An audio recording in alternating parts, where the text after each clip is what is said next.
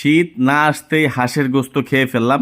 আমার খাওয়া সব থেকে বেস্ট মজার হাঁসের গোস্ত এটা। আসসালামু আলাইকুম সবাইকে, আশা করি সবাই অনেক বেশি ভালো আছো।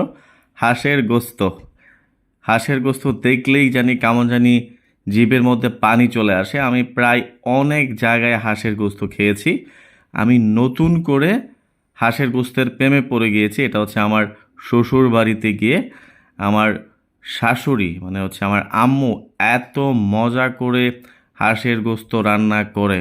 আমি অনেক জায়গায় হাঁসের গোস্ত খেয়েছি, কিন্তু ওনার হাঁসের গোস্ত এতটা মজা হয়। এই যে ঝোলটাই দেখতে পাচ্ছ, অনেক বেশি গাঢ় হয়।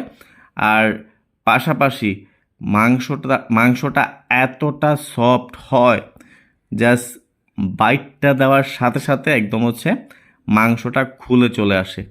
আর আমি যেহেতু স্পাইসি লাভার, সো হাঁসের গোস্তটা একদম পারফেক্ট স্পাইসি ছিল।